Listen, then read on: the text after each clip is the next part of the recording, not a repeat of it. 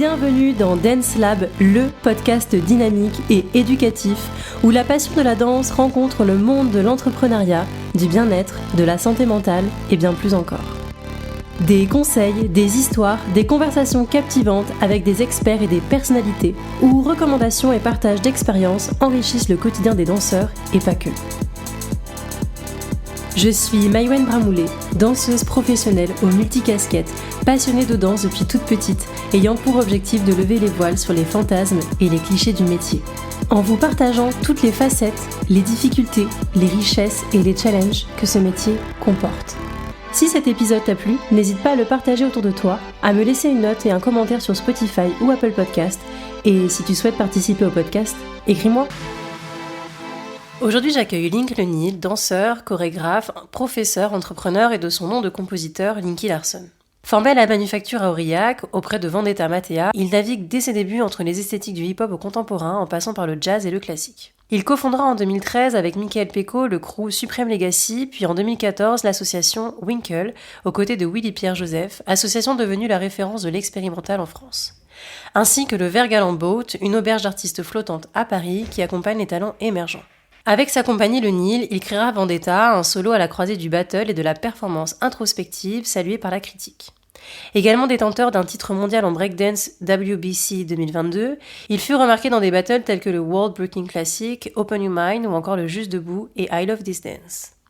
Il a aussi travaillé aux côtés de la compagnie Abaladiador, compagnie Hybride, compagnie Pietragala, compagnie Zarbat, compagnie Vendetta Matea, Co. ou encore auprès de Yaman Okur et Gary Stewart. Ainsi que dans l'événementiel à travers le monde, Toyota à Dubaï, Hanok Olympic Games au Qatar, Vogue World 100 ans à Vendôme et bien d'autres. Depuis, il continue de défendre son univers éclectique et profondément habité, tourné vers soi, les autres, l'écoute du corps et la réflexion sur la place du danseur dans la société. Dans cet épisode, nous parlerons de son parcours, son cheminement vers une danse incarnée et spirituelle, son approche pédagogique de par sa position de directeur artistique auprès de la manufacture à Aurillac, ainsi que son processus créatif qui nous emmènera vers des questions de légitimité et de doute pour se diriger vers ce que signifie danser librement en 2025. Un échange inspirant avec un artiste aussi humble que visionnaire. Salut Link. Salut. J'adore.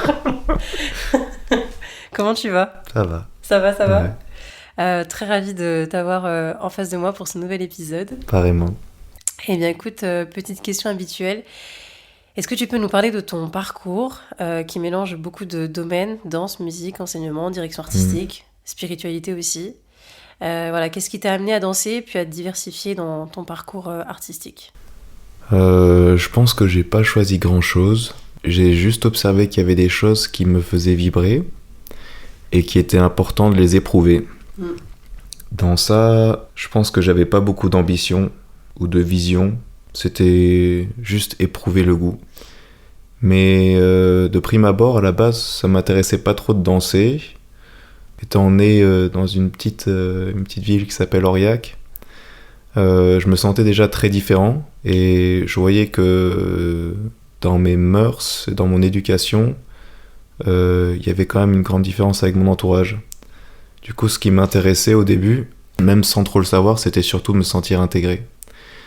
Et je pense que ce point-là d'intégration, il est primordial dans tout ce qui a impliqué mon évolution en tant qu'artiste. C'est toujours la dualité à comment est-ce que je peux sentir que je suis intégré et comment je peux faire en sorte de ne pas me trahir non plus et de rester dans la localité où je dois être et là où je serai le meilleur, pas parce que je serai le meilleur sur une hiérarchie, mais juste parce que je serai intensément dans le goût que je suis censé apporter. Et c'est pour ça que j'ai pas choisi grand-chose.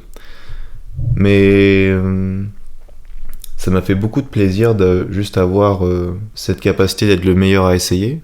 Parce que moi, à la base, en fait, mon sens du rythme, il est éclaté au sol.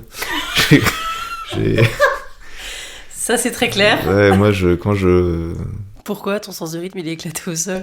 Quand j'ai commencé mes premiers cours d'hip-hop avec Chad, que je considère comme mon mentor et mon grand frère, c'était vraiment une présence qui m'a fait du bien, énormément de bien quand j'étais au collège. Sur les chorégraphies, j'étais soit avant, soit après, et ma mère, elle disait toujours mon fils, il a pas toujours le sens du rythme, mais bon. et voilà, mais voir que je suis devenu après compositeur, C'est drôle. Alors que même, honnêtement, si je dois parler de mon niveau en musique aujourd'hui, il est éclaté au sol aussi. J'y connais rien au solfège, j'y connais rien. Mais ça me plaît de défendre cette position-là parce que je pense qu'on n'a pas besoin d'être bon ou d'être dans les rails de ce qu'implique être un professionnel de la danse ou de la musique. Je pense qu'on a juste besoin de comprendre sa couleur et de la donner. C'est pour ça que les gens préfèrent manger des kebabs que manger gastronomique. Parce que c'est un goût intense, simple et disponible. Du coup, ouais, c'est vraiment comme ça que je vois, en tout cas, au niveau de la musique. Je bifurque un peu non, sur... Du coup, moi, je vais bifurquer sur... C'était quoi le déclic pour te lancer dans la composition musicale ? C'était juste l'envie et voir, en fait, ce que je pouvais créer dans un domaine dans lequel je suis néophyte, mais que ça vibre, et faire l'expérience de moi. Et j'ai vu que j'arrivais à mettre des goûts intérieurs à l'extérieur, après avoir pris quand même un temps de familiarisation. Au début, je travaillais avec Ableton, puis après, je suis allé plus sur l'acoustique avec les flûtes amérindiennes, dilruba indienne, doudouk, tous ces instruments-là. En fait, l'objectif, c'était de regarder la nébuleuse que j'ai à l'intérieur de moi. Ça me fait ça quand je danse parfois dans des battles où je suis en mouvement, et je vois la musique va faire 5, 6, 7, 8, et pendant le 5, 7, 8, je sens qu'il y a quelque chose qui se rapproche de mon corps, et c'est une nébuleuse, et je vois que je peux être capable en fait de extraire l'information de la nébuleuse sans en savoir le contenu. En revanche, j'ai une sensation, et j'ai une pré-sensation sur le goût, et je sais que ça peut faire, que ça va être comme ça, ou que ça va être... et j'ai le choix de le prendre ou pas. Donc en fait, c'est un peu comme un processus de cristallisation dans la matière. Et avec la musique, c'était la même chose. Et puis ce qui était très intéressant, c'est que j'ai vu que ma manière de créer ma musique, c'était la même que la danse, mais ça répondait pas à la même localité. C'est pour ça que les musiques que je crée sont pas juste lumineuses, elles sont aussi obscures et tristes. J'ai beaucoup d'amour pour la tristesse. Je trouve que c'est un très beau compagnon, et je sais qu'en créant des musiques qui sont dans cette tonalité-là, je crée un espace à des personnes qui éprouvent cette tonalité dans leur vie. Ce qui est intéressant, c'est que ça crée du coup des maisons et des accueils. Ça crée comme des résonances. Ma musique passe en résonance avec certaines dimensions de la condition humaine, et du coup ces chants-là, à ce moment-là, vont être accueillis et vont pouvoir faire le mouvement sur ce qui a besoin d'être mis en mouvement. Du coup, ma musique, elle est pas du tout manichéenne. Il n'y a pas de notion de bien ou de mal. Il y a des notions de qualité de présence. Et dans ça, j'accueille la globalité pour pouvoir participer à faire du mouvement par rapport à où est-ce que les personnes se trouvent dans leurs conditions humaines à ce moment-là. Et une fois que le mouvement est fait, la localité intérieure, elle est assouvie. Et on peut retrouver de l'innocence et de la disponibilité émotionnelle. Du coup, ça me plaît de ouf, de la même manière quand je crée de la musique, de ne pas choisir ce que je vais faire. Et je vois, il y a des sons qui vont faire tirer comme ça. Et j'observe et je fais... Ok. Mais je sais qu'en faisant ça, je fais ce que je suis censé faire. Je suis à ma place. Et ouais, il y a un équilibre entre une direction donnée, parce qu'il y a des parties de moi c'est moi qui download l'information, mais il y a des choses ensuite, je suis témoin des fruits que je crée. Après je dis ok, ça c'est ok. Il faut être ok aussi avec ce qu'on crée. Il faut savoir qu'il y a des fruits qui vont être beaux, il y a des fruits qui vont être un peu plus bio et distordus, mais ils ont une belle qualité de présence. Et elle est importante. Inutile d'être parfait. Il faut laisser place à ce qui va passer, et ça va répondre dans une localité ou dans une autre. C'est marrant parce qu'en off, on en parlait justement de la perfection et du perfectionnisme. Et en vrai, on est nombreux à être, je trouve, en tant qu'artiste, très perfectionniste. Toi, comment tu jongles avec ça ? La chose qui m'aide, c'est de ne plus avoir peur de perdre la face. Parce que je sais que pour les adultes, ce qui nous fait le plus peur, c'est qu'on soit démasqué. Parce que je pense que la manière dont on a été éduqué dans la famille et à l'école, c'était d'être correct. Et en rentrant dans une structure scolaire et en étant témoin du fait qu'on serait noté pendant plus d'une décennie, je pense que ça a créé une forte volonté de vouloir être à la hauteur. Et quand on veut être à la hauteur, c'est parce qu'on on a déjà adopté la croyance qu'on pense qu'on n'est pas assez. Ouais, complètement. Et là, ça commence. Un contrat qui peut durer des décennies sans même qu'on en soit conscient. Ouais. Alors que je vois dans mon entourage, il y a des personnes de grande beauté, de grande qualité, et qui peuvent être assujetties par ça, moi y compris, et comment ça peut plafonner le processus. Du coup, je vois que tout ça, ça passe aussi en connivence avec autre chose, c'est le manque de compassion. Et du coup, si on aurait un peu plus de compassion envers nos fruits, ce qu'on crée, ça nous permettrait aussi d'avoir un palais un peu plus large. Parce que notre création sont des fruits, on peut les goûter. C'est comme quand on danse, notre danse a un goût, c'est de la cuisine. Quand on peut être plus intégrateur avec ça, plus en compassion, on peut davantage comprendre le goût que c'est. Il y a peut-être des gens qui vont pas trop aimer le goût amer, mais à partir du moment où on goûte de plus en plus d'amer, on peut comprendre la qualité de présence de ce que ça implique. Et on voit que cette qualité est unique et a une légitimité totale. Du coup, je pense que c'est intéressant à faire de la place à de la médiocrité. Parce que c'est pas médiocre, en fait. Ce qui est médiocre, c'est pas médiocre. C'est être libre. Et ouais, du coup, à côté de cette capacité de pouvoir avoir un organe digestif plus large et aussi faire de la place à la médiocrité, on se rend juste compte de l'étendue, de la diversité des goûts qu'il peut avoir. Et je pense que le fait de pouvoir lâcher ça, ça peut beaucoup aider. Pour revenir du coup à ce manque de compassion, je pense peut vraiment permettre aussi de toucher cette médiocrité et finalement juste des qualités qui sont super belles. C'est comme s'il y avait un cycle. Il y a 3 éléments en soi. Le manque de compassion va créer notre qualité de mendiant. On va devenir des mendiants affectifs. Et on a besoin de cette nourriture affective. Et à partir de ça, de cette nourriture affective, on va commencer à créer notre identité. Et on voit que via cette identité, on peut être intégré dans des groupes culturels, sociaux, politiques, etc. Et ça permet de combler une certaine partie du coup de ce manque affectif.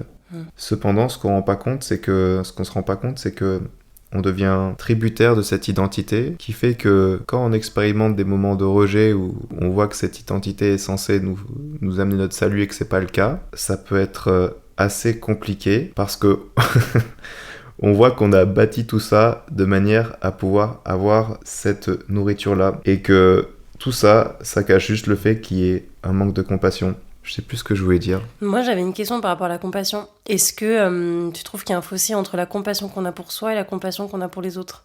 Oui, ouais, il y a un grand fossé. Et ça, c'est super intéressant. J'avais utilisé cette analogie pour moi et ça avait changé beaucoup de choses. Mais en fait, je pense qu'on a beaucoup de respect pour les autres parce qu'on peut pas les prendre pour dus. Ils ne sont pas dus. Et nous, on peut facilement nous prendre pour dus parce que c'est notre corps, c'est notre... Je pense qu'on manque d'humilité beaucoup envers nous-mêmes. Et je pense par rapport à ça, dans ce temps de vie, je suis Link, mais quand je ferai le passage, je serai plus Link. Et je pense qu'il est intéressant de savoir que je peux de ce fait ne pas prendre Link comme dû. Donc Link, en fait, c'est la personne qui a suffisamment de dévotion durant le temps d'une vie pour m'accueillir tout ce temps-là. Je trouve que c'est un cadeau assez extraordinaire. Maintenant, la majorité des humains, étant dans notre identité, on est tellement identifié à nous qu'on pense qu'on s'appartient et qu'on perd l'humilité de nous-mêmes. Et si par exemple tu avais été moi et j'avais été toi, quel serait le regard que tu aurais eu sur moi en étant ici ? Et moi, la même chose. Et c'est très intéressant parce que la sensation que ça crée immédiatement, c'est un grand respect et une envie d'honorer. Je sais que je suis pas Link, et je sais que c'est pour ça que c'est important que je l'honore, parce que je serai pas cette personne-là infiniment. Et je pourrais pas danser comme ça infiniment. Et les rêves que j'ai, ce sont pas les miens, c'est ceux de Link. Pour le remercier de m'accueillir, je dois l'accompagner dans ce qui vibre. Et pour ça, j'ai aucune autre chose à faire que suivre mon cœur. Parce que ces rêves, c'est aussi les miens, parce qu'on est ensemble durant ce temps de collaboration. Du coup, je dois avoir l'humilité de comprendre que je m'appartiens pas et que je dois respecter cet accueil. Je ne veux pas me rabaisser. Je ne veux pas me sentir tributaire de ce que les gens peuvent dire de moi et devenir un esclave de modalités, de mœurs qui n'ont rien à voir avec ce que je dois accomplir. Et le fait de comprendre ça, ça m'aide beaucoup. Ça me rebranche aussi à la simple considération de la beauté de ce qu'on est tout un chacun. Et c'est pour ça que j'aime avoir la vertu d'être toujours le meilleur à essayer dès que ça vibre. Dès que ça vibre, je dois être le meilleur à essayer. Et parfois, je vois que ça m'amène à créer des choses qui sont magnifiques. Et parfois, je vois que ça m'amène à créer des choses plus ambivalentes. Mais dans les choses qui sont plus ambivalentes, ça fait partie de mon apprentissage. Et ça fait partie de la collaboration. Du coup, je dois intégrer ça. Et je dois aussi intégrer que je suis tout ce que je vois dans le monde. En l'occurrence, pas que de la paix, aussi de la friction. Et comment je peux avoir de la compassion envers ça. Et à partir du moment où il y a de la compassion, je deviens inoffensif. Et là, ça devient assez intéressant. Est-ce que le fait de vibrer, c'est ça qui déclenche chez toi l'envie de créer ?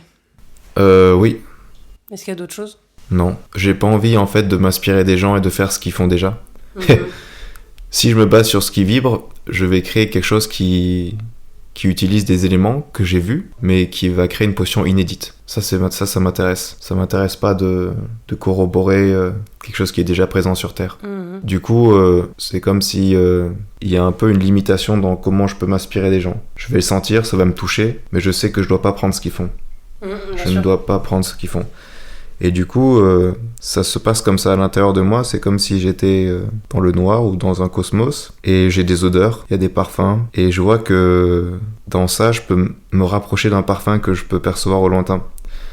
Et ce parfum, plus je m'approche de lui, plus j'ai un cahier de charge de ce qu'il implique en termes de création musicale, de création dansée, architecturale. Et je peux être capable, du coup, de faire une compensation dans la matière et de le créer. Et je sais que ce parfum me fait vibrer et que c'est là où je dois aller, mais je sais pas ce que ça va donner. Du coup, la manière dont j'ai créé ma danse, au début, c'était absolument pas sur des... Si, au début, c'était sur des esthétiques. Après, j'ai abandonné tout ça.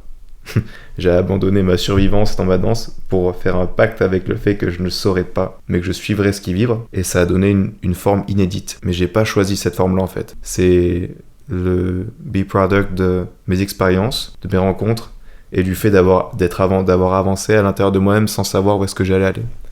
Et du coup, ça a fait ça. Et c'est intéressant parce que quand je danse, du coup, quand je vois il y a des moments où je sais pas ce que je fais, quand je vois et ça me plaît beaucoup. Je ne veux pas savoir. À partir du moment où je sais trop, ça m'amène à être dans la cristallisation de ce qui est. Et ça va plafonner mon évolution. Du coup, je pense que mon credo, c'est la destruction. Je me détruis. Et je me recrée chaque année.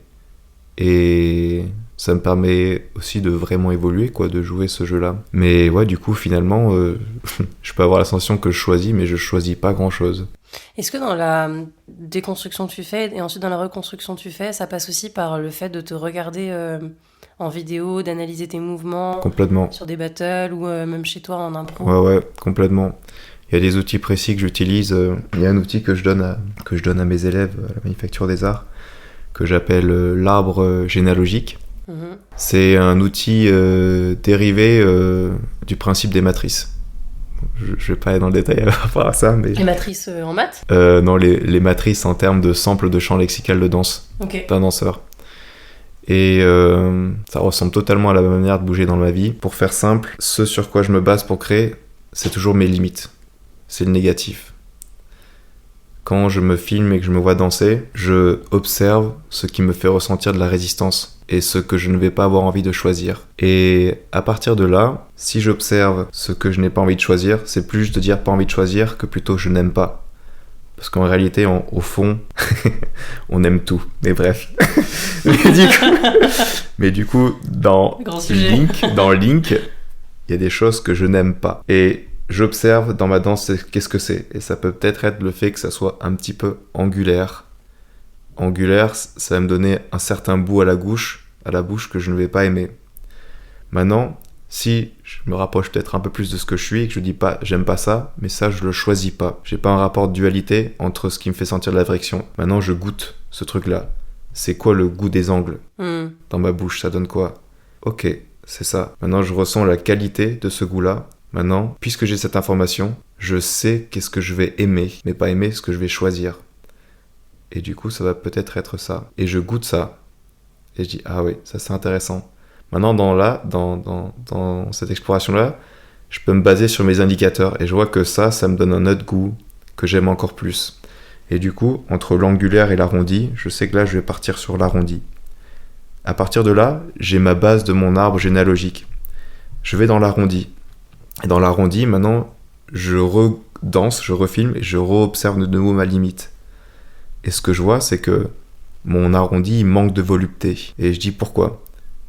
Je suis face, et là, je suis en spirale. C'est la spirale. Ça, c'est la deuxième partie de mon arbre généalogique. Je me refilme, je remets mon goût en bouche de mon corps. Je regoute mon plat, et je dis, il y a autre chose. C'est spiralé, c'est voluptueux, mais ça manque de relief. Il faut que ça puisse monter, ça descendre. Et là, du coup, j'ai encore une fois une troisième branche où c'est relief au bas et localité centrale. Et je continue, et je continue. Et en général, quand il y a des moments où je veux changer ma danse, je procède ainsi. Je suis ultra intégrateur de ce que je n'aime pas. Et je comprends que ce que je n'aime pas, c'est ce que je ne choisis pas. Et j'ai besoin de comprendre le goût de ce que je ne choisis pas pour pouvoir choisir. C'est pour ça que je crée toujours sur mes limites. C'est pour ça que mes sensations désagréables, ma résistance ou ma peur est plus importante dans un certain processus que mon amour. Parce que j'ai besoin d'avoir ce goût-là à la bouche pour pouvoir me rapprocher de ce que je veux vraiment en conscience. Aussi, le fait de procéder comme ça me permet de ne pas avoir des situations où quand je danse, te dire « Ah, j'aime pas ce que je fais ». C'est pas vrai. Là, qu'en étant assis, mon corps, il a une qualité de présence. Là, il y a une certaine qualité de présence. Là, il y en a une autre. Et c'est pas moins bien ou mieux. C'est tout simplement des localités sur un planisphère. Il y a des gens qui vont aimer être sur la montagne, il y a des gens qui vont aimer les prairies, il y a des gens qui vont aimer les lacs. Le lac, c'est pas mieux que la montagne. Il n'y a pas de classement. Et du coup, ce qui est bien, c'est que ça me permet d'être très intégrateur vis-à-vis de moi, de ne pas me juger, de ne pas chercher la perfection, mais d'être proche avec le plaisir des goûts que j'aime et même de ceux que je pensais que je n'aimais pas. Du coup, ça ouvre ma psyché. Est-ce que le fait de pas aimer et de ne pas choisir, tu finis par aimer et choisir? Le fait de ne pas aimer, ah ouais, sur quelque chose que je... Oui. Tu vois? Parce que tu me dis j'aime pas, donc je choisis pas, mais au final, parfois, quand tu veux aller dans tes limites, tu finis par choisir ce que t'as pas aimé. Oui. Donc est-ce qu'au final, tu aimes ce que tu n'aimais pas à la base? Oui. Vous avez 4 heures. La question, elle était... Oui, ça me fait aimer ce que je peux avoir des limites. C'est très intéressant. Ça me fait penser à quand j'étais au Japon l'année dernière. Je suis parti là-bas pour éprouver ce que ça fait d'être en homeless pendant un mois. En homeless? Ouais, d'être SDF. Parce que je voyais beaucoup d'SDF sur Paris et je me demandais qu'est-ce que ça faisait comme goût. Et du coup, je suis parti là-bas. Et en partant là-bas, première nuit, j'ai dormi à Yoyogi Park sur une table sous la pluie. Je trouvais une porte et tout. Parce que je voulais pas dormir sur le sol vu que c'était des graviers. Et pendant un mois, 3 semaines, j'étais soit dans les parcs, soit dans les onsen, ou soit chez les personnes que je rencontrais. Et très vite, il m'arrivait quelque chose. J'étais aussi au Japon pour pouvoir faire des concerts de rue, et aussi j'ai fait mon premier concert à Tokyo, c'était trop bien. Mais avant de le faire, ce concert, je me suis fait voler mes affaires. Je me suis fait voler mon ordinateur, mes batteries, tout mon matériel son, sauf ma flûte et ma sono.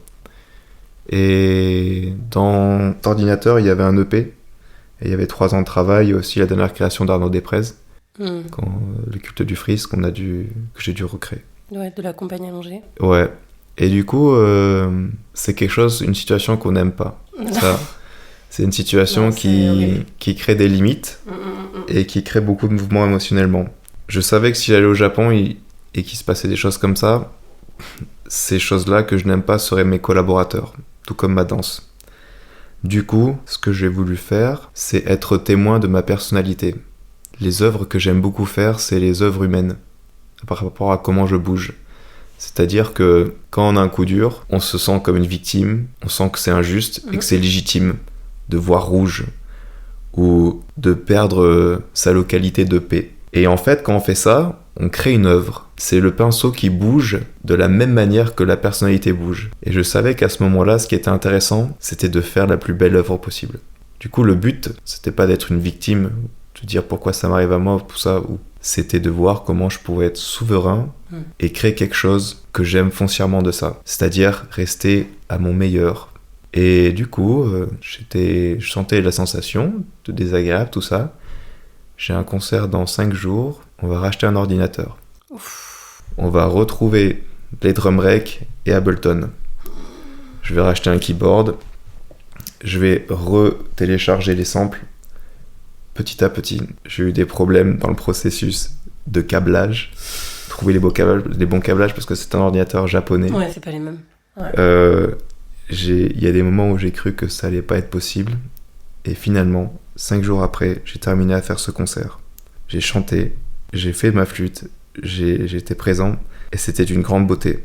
Et le plus beau, c'était pas le concert, c'était l'œuvre de ma personnalité. Et en fait, quand on peut se reboot dans des moments, dans des grandes limites comme ça, on peut remettre à jour sa personnalité, la redéfinir. C'est pour ça que quand j'ai des choses qui m'ont fait ressentir de la friction, je sais que c'est pas de la malchance, c'est la collaboration la plus proche que je peux faire avec moi-même.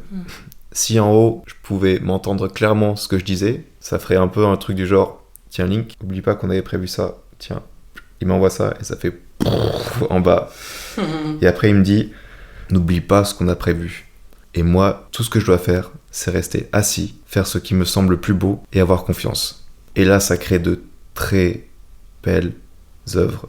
Du coup, je sais que dans tous les trucs où je ressens des limites ou dans ce qui me fait mal, le premier responsable, c'est moi. Et c'est pas le moi humain, c'est ma partie la plus profonde.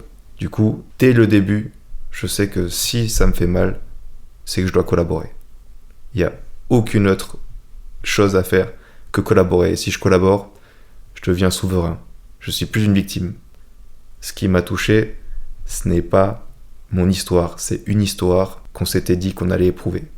Et à partir de ce moment-là, ça fait une fleur. On utilise l'engrais pour faire des fleurs.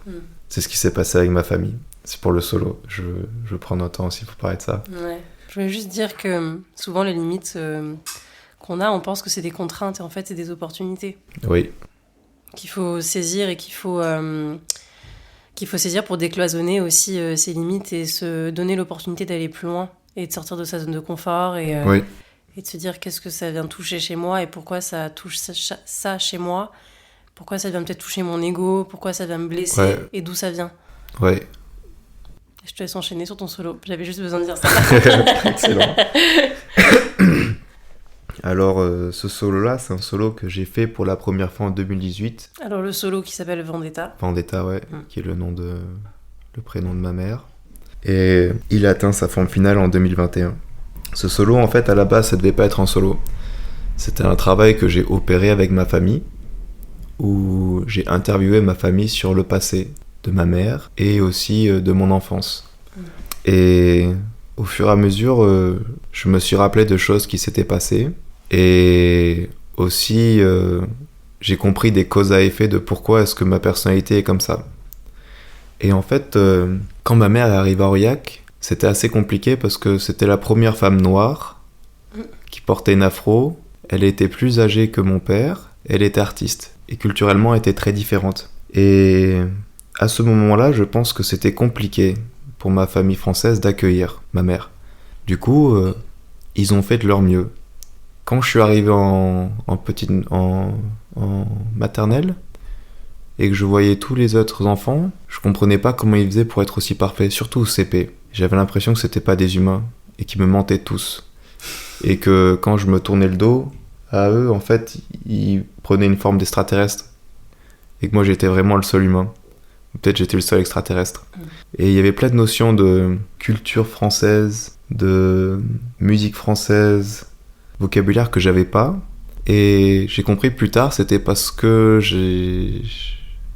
j'avais pas été considéré comme étant le fils de mon père, à proprement dit. Et les 5 premières années de ma vie, j'ai pas été proche de ma famille française, du tout. Donc j'ai pas du tout été intégré. C'est pour ça que je pense que plus tard, j'avais une forte envie d'être intégré. De ce fait, j'étais un peu déraciné.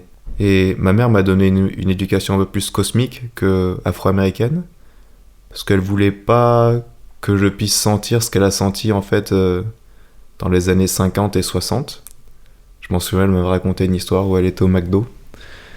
Et les blancs la dévisageaient et elle demandait à sa mère pourquoi en fait maman, pourquoi il me regarde comme ça. Et ma grand-mère Floretta disait c'est parce que tu es belle.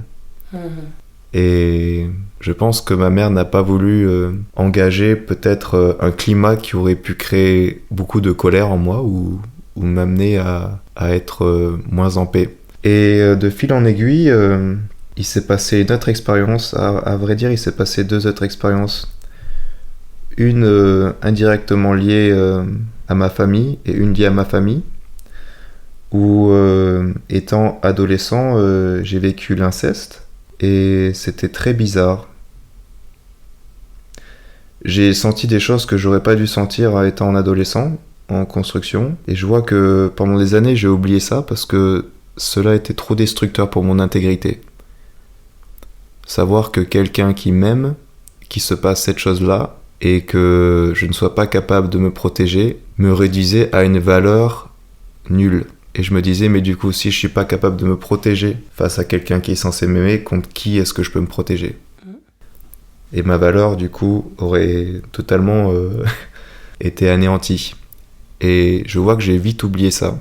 Il y avait aussi une expérience que j'avais vécue étant un enfant avec un médecin, que je n'aurais pas dû non plus expérimenter. Et plus tard, après de la thérapie, je me suis rappelé de tout ça. Je pense de toutes ces expériences-là, j'ai voulu faire du mouvement et j'ai commencé à interviewer du coup toute ma famille. Mes grands-parents, mes parents. Je les ai réunis pour parler du passé. Du coup, j'ai réuni mes grands-parents pour parler du rejet de ma mère. J'ai vu que tout le monde a exprimé des opinions différentes, mesurées. Et j'ai aussi parlé avec la personne avec qui j'ai eu cette expérience d'inceste. Dans ça, j'ai cherché à être aucunement offensif, j'ai juste créé de la place. Et là, j'ai compris quelque chose de très important. La majeure partie des humains ne sont pas méchants, ils font de leur mieux. Et si j'avais été né à la place de mon grand-père, avec son histoire, je suis sûr d'une chose, j'aurais fait de mon mieux. Comme aujourd'hui, je fais de mon mieux. Du coup, j'étais ici, et ceux qui m'avaient blessé étaient là. Ce qui était intéressant à faire, c'était de m'abandonner et d'aller au centre. Et là, je ne cherchais plus à me protéger. Et sans me protéger, du coup, je me désidentifiais de mon histoire. J'étais toujours émotionnellement chargé, mais c'était important de pouvoir percevoir leur perspective et d'être intégrateur. Parce qu'en étant au centre, je pouvais comprendre un peu plus la vérité. Et après avoir fait toutes ces interviews, toutes ces choses-là, ça m'a fait comprendre que tout ça, c'était une grosse collaboration. Et en 2021, quand je suis arrivé à la forme finale de mon solo, à la fin, ce que je disais, c'était très intéressant parce que mon technicien lumière, c'est mon père. Donc il a vu tout mon processus par rapport à ça. Et il savait ce qui s'était passé aussi. Quand j'avais fait, avant de parler de 2021, quand j'avais fait mon solo à Avignon en 2019, j'avais fait 20 dates et tous les 10 premiers jours, je pleurais sur scène, tout le temps.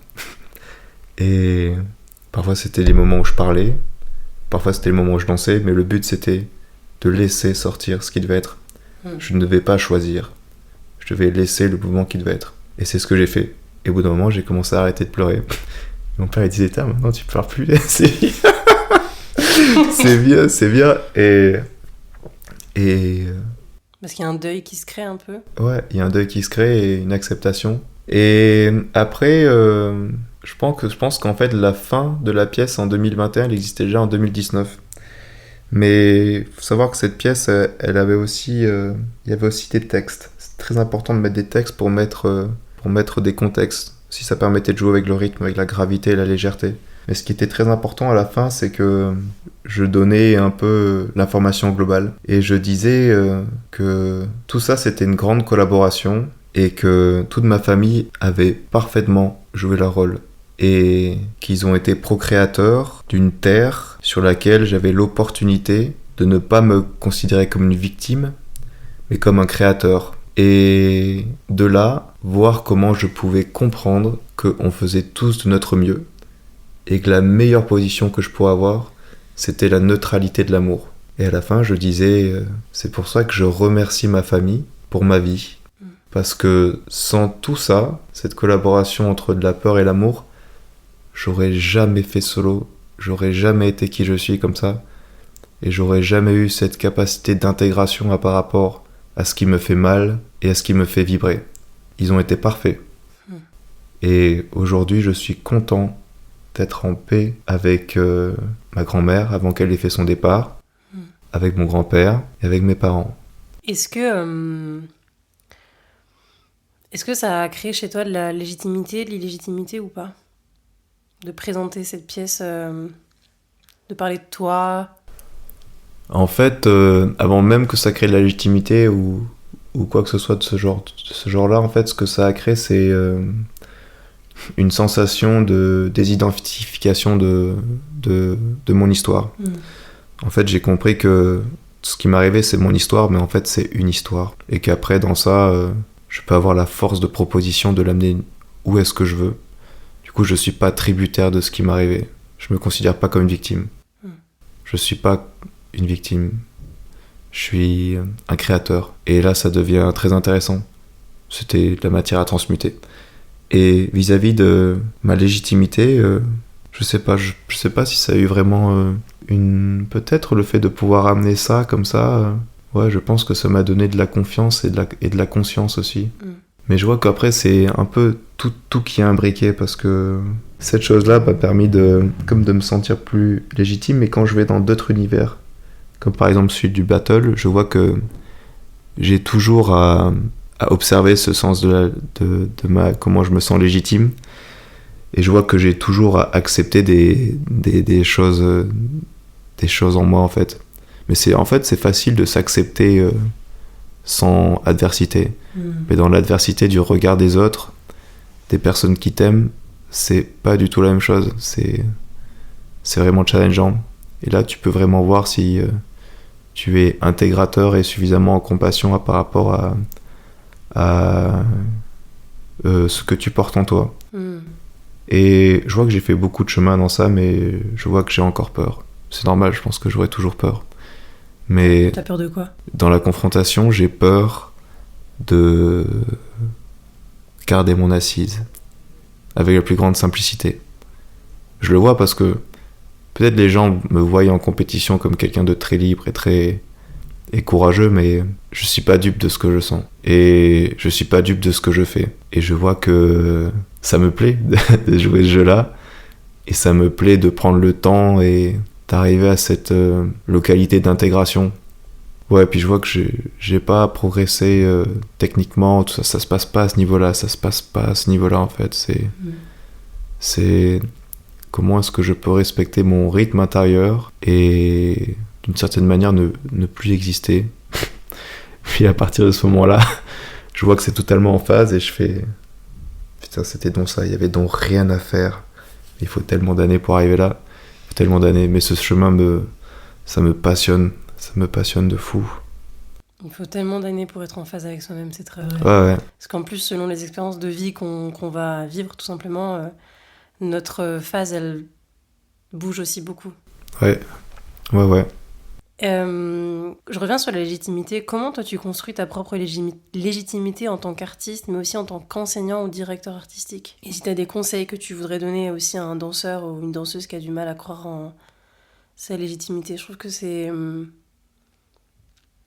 Toi, tout à l'heure, je parlais du perfectionnisme, mais je trouve que la légitimité aussi, ça nous touche beaucoup en tant qu'artiste. Ouais.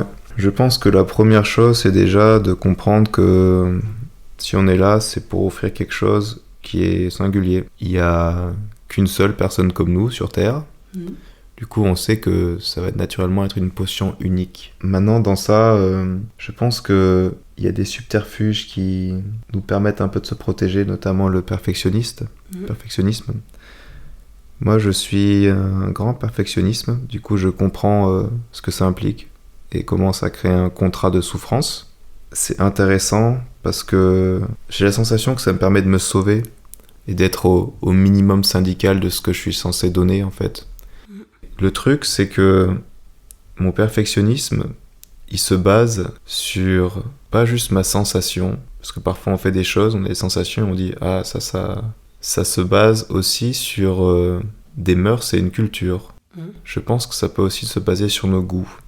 Mais par rapport à ça, ça donne une qualité au perfectionniste un peu inhérente à ce qui est correct de faire. Puis comme on est des êtres de survie sociale, on veut sentir qu'on peut avoir une place et qu'on peut avoir sa stature. Du coup, le perfectionnisme va aussi être lié à notre capacité d'être correct par rapport à une instance ou par rapport à une manière de faire.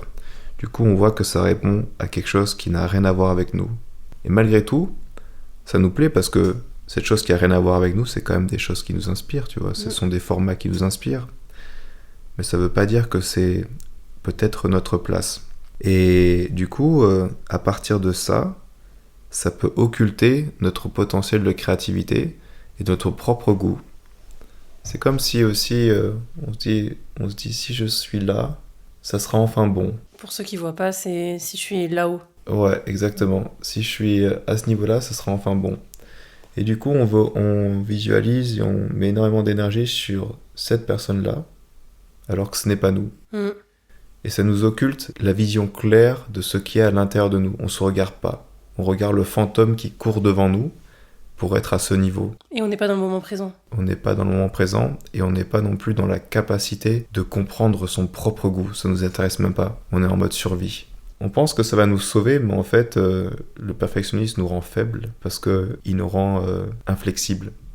Ouais. C'est soit ça ou soit c'est rien. Et en général, les personnes s'arrêtent avant même de commencer parce qu'ils ne veulent pas faire face en fait, à leur échec. L'autre chose qui est compliquée aussi, c'est...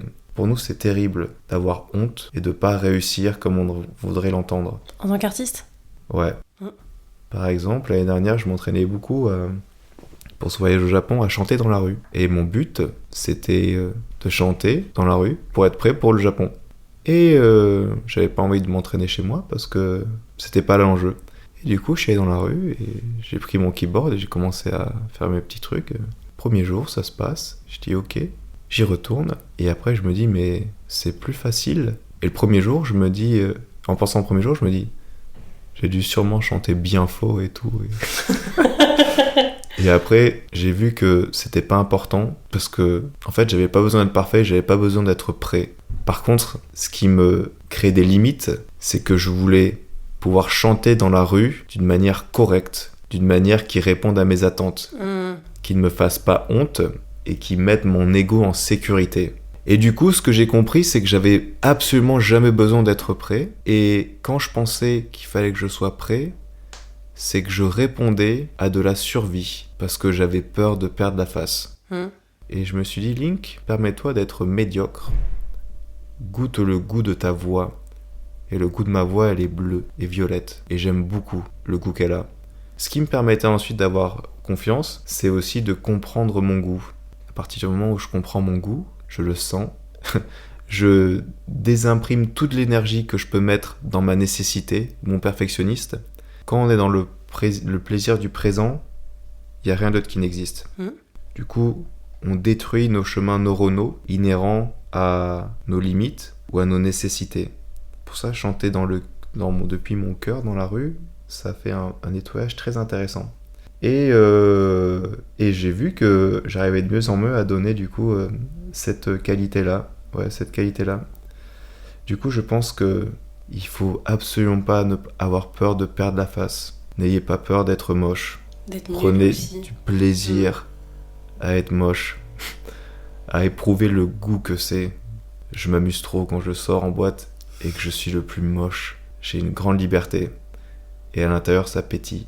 Ça pétille de ouf. Ouais. C'est trop marrant ce que tu me dis parce que j'ai reçu Sabrina Lonis et elle parlait dans son enseignement à ses élèves, elle dit là on va danser moche pour lâcher prise. Oui. Et finalement tu te rends compte que dans le danser moche, ben c'est pas moche parce que tu crées du coup ta matière et du coup tu crées ton identité et tu crées quelque chose qui toi te plaît. Et qui finalement, si tu rajoutes cet ingrédient plus cet ingrédient, ça devient pas quelque chose de moche, ça devient quelque chose de beau. Parce que danser moche, ça a une vraie saveur. Ouais, ça n'existe pas en fait, danser moche. Ouais. Puis tu pourrais, toi, penser que tu danses moche, et en fait, la personne qui va te regarder danser va trouver ça beau. Exactement. Ou inversement, c'est juste une question de perception. Exactement. Il y a une autre chose par rapport à la perception qui est intéressante, c'est que souvent on travaille encore une fois pour devenir son meilleur. Et du coup, ce fantôme dans l'avenir, qui sera notre idéal. Mais la chose qui est intéressante, c'est qu'en fait, il n'y a pas de mieux ou de moins bien, il y a juste des localités.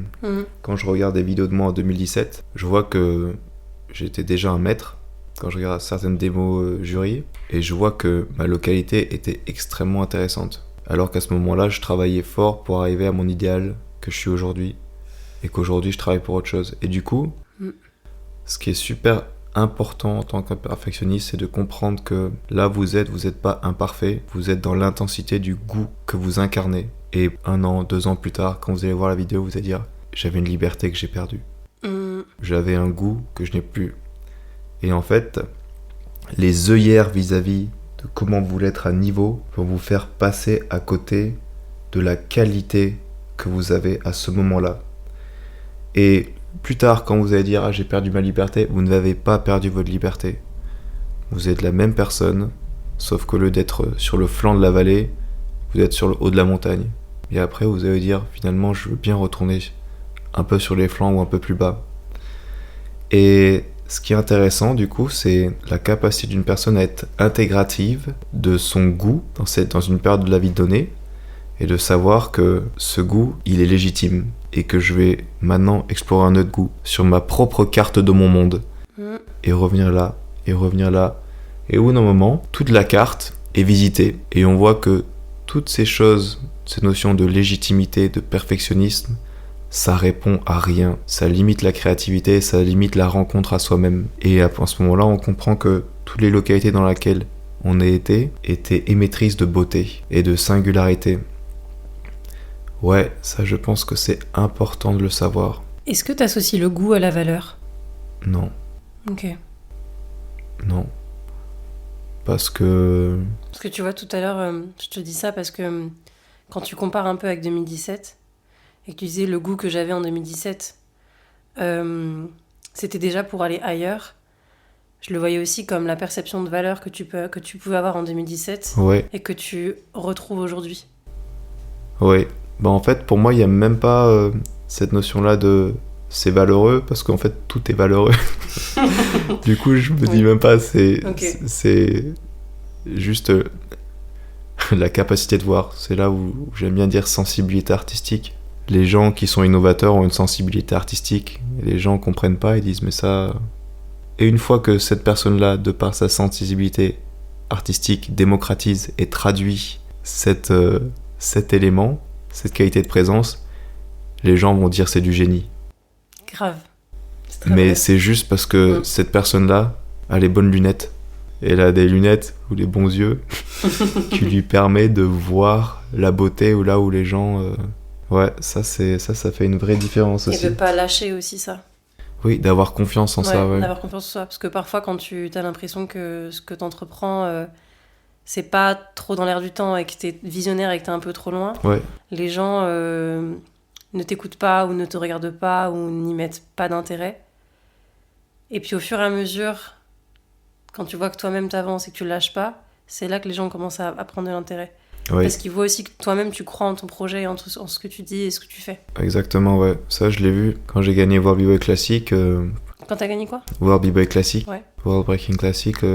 L'image des gens vis-à-vis de moi, en tout cas dans la communauté du break, a vraiment changé. Je sais qu'avant, j'avais entendu des propos que j'étais du gâchis, parce que j'étais fort, mais j'étais hors format. Et du coup, c'était dommage. Mais en fait, j'ai jamais essayé de répondre à un format. Ce qui me fait vibrer, c'est créer quelque chose qui n'existe pas. Et ça me plaît de faire des compétitions chaque année, tout ça, machin, etc. Mais je veux pas être tributaire de l'acquisition d'un statut et sacrifier ce que je peux donner de plus beau. Ça n'a aucun sens. Je vais rester dans mon assise, prendre plaisir dans ça, et si je gagne, ça sera par la couleur que j'arbore, et pas quelque chose qui est matériel, extérieur. Et du coup, ça me fait du bien, parce que ça me plaît de faire des Red Bull chaque année, et il y a des moments où je me rapprochais de la victoire, des moments pas du tout. En fait, c'est pas important, c'est au moment comment je peux être un maître de mon assise et donner le goût qui me fait vibrer. Beaucoup de personnes ne vont pas comprendre ça, mais c'est pas important. Est-ce C'est- que... pardon. Non, c'est bon. Ok, excuse-moi, je t'ai coupé. Est-ce que, tu vois, quand tu dis que t'entendais les gens dire que tu pouvais être, entre guillemets, du gâchis, je Oui. trouve cette phrase horrible, et je la reprends, mais elle est horrible. Non, mais y a pas de souci, c'est leur propre perception, parce Ouais, que bien aussi, sûr. ils ont une pression de fou. Ouais, Et s'ils dansent, c'est pour pouvoir être aussi avoir leur statut, leur position. Et du coup, voir que moi, je joue pas ce jeu-là, pour eux, c'est du gâchis. C'est tout simplement l'extension de leur perception. complètement. Il y a pas de souci. Est-ce que toi, ça t'a fait douter dans ton, Absolument pas. ton parcours ou dans ta place? Non, absolument pas. Absolument pas. Et si tu vois un autre danseur, tu vois, qui aurait pu douter suite à cette phrase ou certains propos, qu'est-ce que tu leur dirais pour surmonter un peu ces moments de doute? Que ça sert à rien de se mettre tributaire de la matière et de se mettre tributaire de personnes qui ont des perspectives inhérentes par rapport à leur objectif de survie. En soi, les personnes qui vont être intégratives par rapport à une personne qui a une identité artistique, c'est des personnes qui vont être intégratives par rapport à la réalité, par rapport à la globalité. Ce sont aussi des personnes qui ont une certaine humilité et une compréhension de ce qui est. Du coup, à partir de ça, est-ce que tu veux choisir de donner de la valeur à quelqu'un peut-être qui a des maîtres qui lui ont dit qu'il fallait faire ça de cette manière, qu'il fallait procéder comme ça? Ou est-ce que tu veux juste être l'extension de ton intuition? Et à partir de ce moment-là, je pense que c'est important de faire la part des choses. Ouais, du coup, non. Moi, mon maître, c'est mon intuition. Je fais de l'espace à ça, et je sais que c'est là où je dois être. C'est là où je dois être, du coup. Et est-ce que des fois ton intuition, elle doute? Mon intuition ne doute pas. Ok. Par contre, ma manière dont je peux faire de l'espace à mon intuition, c'est ça qui va faire que je vais pas recevoir l'information. Je m'en souviens, j'ai eu un gros déclic en 2015. Avant, la manière dont je m'entraînais, c'était très conformiste. Je travaillais beaucoup mes fondations, ça m'a fait évoluer dans mes fondations de footwork entre 2012 et 2015. Mais je travaillais comme un militaire, en fait. Je m'interdisais même de faire certains mouvements parce que c'était pas dans les mœurs, quoi, et ça me permettrait pas de gagner. Et je vois que j'avais du coup abandonné une partie de moi. Et je me suis beaucoup blessé. Et Blessé émotionnellement ou physiquement? Physiquement. À ce moment-là, je tournais avec Gaman et j'avais contracté tellement de trucs. J'avais terminé avec une colique néphrétique. Et j'avais fait les shows avec. Je sais pas comment j'ai fait. Tu peux expliquer ce que c'est pour les personnes qui ne sauraient pas ce que c'est? Alors, pour faire simple, c'est quand vous urinez du sang. Adorable cet épisode. Ouais. Et ça fait très mal au niveau des reins. Ouais. Et c'est constant. Et à ce moment-là, je reviens par rapport à ce que j'avais dit avant, ça faisait partie de mes limites. Je savais pas qu'au début c'était une bénédiction tout ça. C'était juste pour me rappeler que j'étais pas dans ma place. Et pour l'histoire, j'avais fait l'audition du coup pour Rocky Toll l'été 2014. Et je l'avais fait sur une musique de Nicolas Jarre. Et cette musique avait un nom particulier. Et j'avais pas pris connaissance de ça à ce moment-là. J'ai été pris, j'ai fait le projet avec Gaman. Ensuite, j'ai eu toutes ces blessures. J'ai eu toutes ces blessures parce que j'utilisais ma danse pour pouvoir exister. C'est comme si ma relation avec ma danse, je prenais ma femme, ma danse, comme ça, et je lui disais, c'est grâce à toi que je vais exister. Et quelle folie. Et la chose, c'est que je me rendais pas compte comment j'avais tellement envie d'être intégré que du coup, j'en perdais mon essence. Je me suis blessé et je me suis dit, il y a quelque chose qui va pas. Si je me blesse autant, c'est qu'il y a quelque chose qui ne va pas. Il faut que je me remette en question. J'ai arrêté de danser pendant le temps de guérison. J'ai redansé, je me suis reblessé. J'ai fait bon, ok. Et après, c'est au mois de février 2025 que j'ai repris. Et le travail que j'avais fait sur moi, c'était d'arrêter de courir dans ma danse et commencer à marcher pour regarder un peu plus les paysages et d'arrêter d'asservir ma danse pour ma nécessité de survie. Et c'est comme s'il y avait dans mon subtil intérieur un jardin dans lequel il y avait toujours un trou. et je cherchais de le remplir en fait par de l'intégration ou par de l'acquisition technique, tout ça. Et je voyais que quand je remplissais ce trou avec ma pelle, il y avait toujours un autre trou. Parce qu'en fait, tu prenais ailleurs pour remplir le trou. Ouais. Et là, j'ai compris qu'il fallait que je rentre dans le trou. Poup. Et une fois que j'étais dedans, il s'est passé quelque chose où quand j'ai repris la danse, il y avait un univers de ouf qui avait été là et qui attendait juste à s'exprimer. Mais j'avais tellement peur que si jamais je suis le meilleur de moi-même et vraiment authentique avec moi et que malgré tout je sois pas aimé, qu'est-ce qui va se passer ? Il fallait que j'abandonne le fait d'être pas aimé et que je puisse être dans mon trou. Et ça a changé ma danse. Et l'été d'après, en 2015, c'est là où j'ai guéri tout mon corps. J'étais revenu à un corps neutre. Et je me dis, ce cycle, il a duré 1 an. Et ce cycle, c'était l'apprentissage de l'être, de abandonner la survie pour pouvoir me laisser être. Et la musique de Nicolas Jarre que j'avais pris, elle s'appelait Être. Et j'avais fait, ok, c'était donc mon chemin. Et je vois que maintenant, depuis ça, je vais de plus en plus en profondeur sur ma propre intégration, ma propre essence. Et c'est fou, mais plus ça va, plus ça devient précis. Je vois par exemple que mon paradigme majeur, c'était toujours de suivre ce qui vibre et de créer du coup toutes les choses, la musique, la danse, le bêtisterie, acheter ma péniche. J'y connais rien à la péniche, j'ai acheté une péniche parce que ça vibrait. Je vois que j'ai compris que dans tout ça aussi, au bout d'un moment donné, il y avait un leurre. J'ai développé un muscle tellement adaptateur que je pouvais créer tout ce que je voulais. Mais il faut faire la différence entre ce qui vibre et son essence. Parce que si on crée ce qui vibre pour exister, on sera des boulimiques. Et on va devoir toujours créer. Et on va se sentir vide. Il n'y a rien du mouvement qu'on peut faire ici qui peut remplacer son essence. Il faut comprendre que ce qu'on crée, ce n'est pas nous, c'est nos fruits. Et que nous, on est l'arbre. Et c'est important de rester ancré dans notre propre arbre.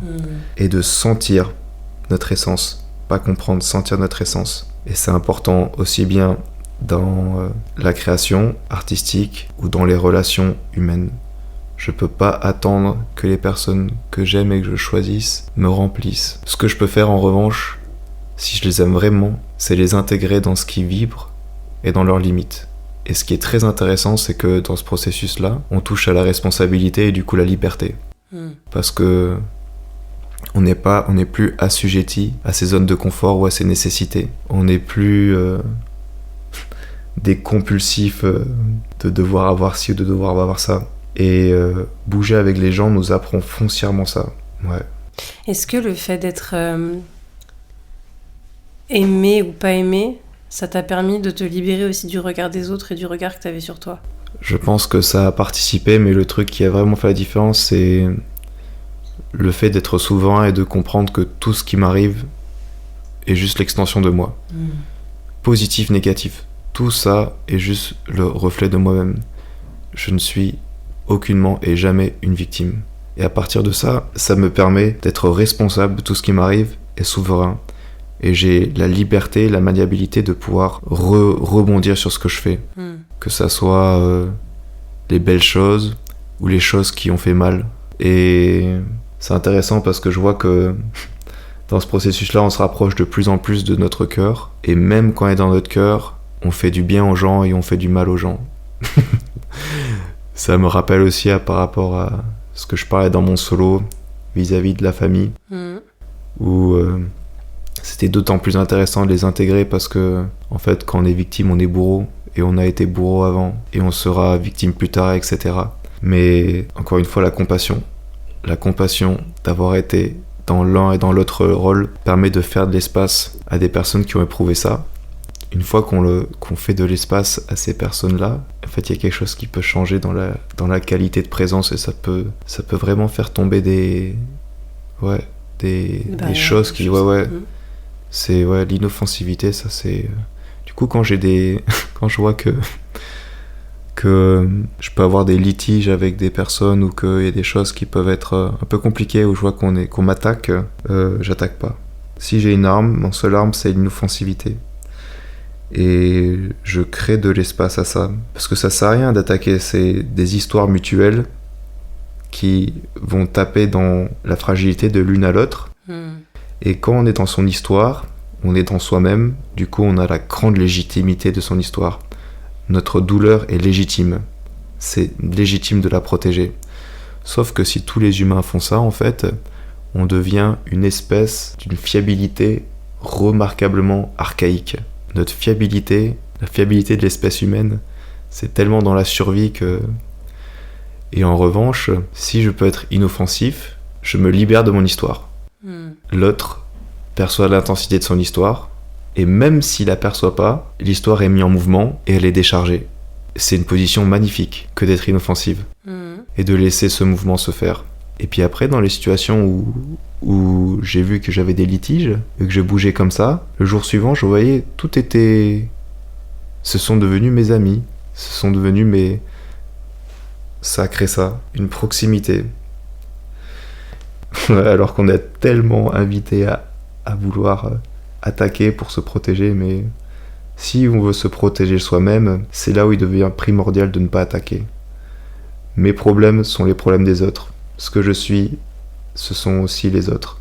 Et si je veux pouvoir faire des belles collaborations, je dois intégrer. Ça fait une vraie différence.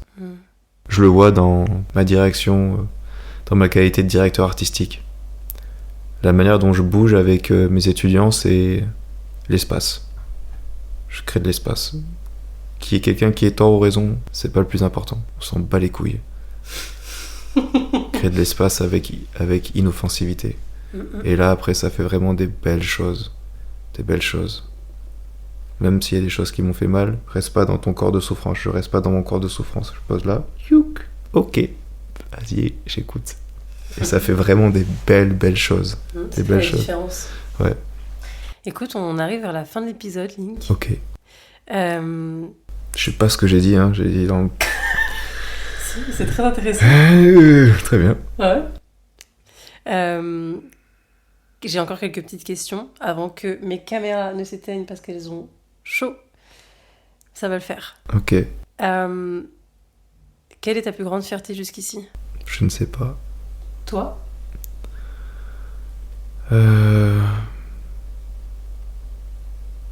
capacité d'aimer ce envers quoi j'ai de la résistance. Ouais, ça je pense que c'est une des choses les plus belles que j'ai pu faire. Et si tu pouvais adresser un message au petit Link, ce serait quoi ? Tranquille, reste assis, fais ce qui vibre, fais en sorte de toujours t'accompagner, de t'aimer, que tu fasses du bien autour de toi ou que tu blesses les gens. Ne les abandonne pas, collabore et vois le fruit de ton extension. Ouais, voilà. C'est pas mal. Pour parler un peu du futur, même si on est dans le moment présent, c'est quoi tes projets futurs ? Est-ce qu'il y a un projet ou une idée qui te fait rêver pour les jours, les mois, les années à venir ? Ouais, j'en ai. Ensuite, il y en a, c'est trop tôt pour parler de ça encore. Mais sur une dimension musicale, oui, je peux parler de ça. J'ai très envie de mettre un peu... Je vais pas mettre Linky Larson de côté, mais relancer, on va dire, une dynamique musicale sur Link le Nil, sous le nom de Link le Nil, et vraiment être un chanteur, musicien, live, et faire de plus en plus de concerts et d'éprouver la même sensation de maison que je peux avoir dans la danse, dans la musique, ouais. Ça me donne très envie, Et de manière générale, j'ai envie de tester mon niveau d'engagement dans tout ce que je fais. Ouais, dans tout ce que je fais, je veux tester mon niveau d'engagement. Voilà. Let's go. Ah ouais. Trop bien. Ah, hâte de voir où est-ce que ça va t'amener. Ah ouais. Et ben écoute, est-ce que tu aurais un dernier message à adresser aux personnes qui nous écoutent, qu'ils soient danseurs, pas danseurs, artistes, pas artistes, peu importe. Voyons voir. J'aimerais leur dire d'honorer ceux qui les hébergent, en l'occurrence eux, de ne pas se prendre comme dû et d'écouter ce qui vibre pour eux et de s'intégrer eux-mêmes tout le long du processus. Que ça soit ok de passer dans un rôle qui soit beau, dans un rôle qui soit moche, et que dans tout ça, ils intègrent tout ce qui se passe. Voilà. Ok. Merci Link pour cet épisode. De rien. Je crois que c'est l'épisode où j'ai été moi-même le plus apaisée. Ah bon? Ouais, je sais pas, mais j'ai l'impression que tu vois, même tout autour de moi est descendu en 2D et c'était à plat, tu vois, si tu vois. Ouais, très bien. Moi, j'ai la sensation de me perdre dans tout ce que je dis, d'être décousu et tout, mais... Non. Bon, bah, non, écoute, j'ai pas trouvé. J'ai l'impression d'être... Mais j'ai trouvé qu'il y avait un flow, tu vois, de... Ok, bon, bah, très bien. J'ai l'impression qu'on aurait pu mettre des hertz, tu vois, autour, c'était pareil, tu vois. On aurait pu rentrer en méditation. Peut-être que cet épisode vous a fait rentrer en méditation, dans un état de flow, dans un état inconscient. Non, en tout cas, merci encore pour ton temps, Link. Merci pour tout ce partage qui vient du cœur et aussi de la tête. Merci pour le regard que tu proposes et les mots et les paroles que tu as proposées. Voilà, si vous avez aimé l'épisode, n'hésitez pas à écrire à Link, à m'écrire aussi. Je mettrai évidemment tous les réseaux sociaux de Link dans la biographie de l'épisode. Donc pas hésiter à aller voir son travail aussi. Et pour ce qui est du podcast aussi, de mettre 5 étoiles, de partager à une personne où vous vous dites peut-être que cet épisode lui parlera. Donc voilà, comme on est dans le partage, faut pas hésiter. Et encore merci Link pour ce moment. Et je vous dis à bientôt. Ciao.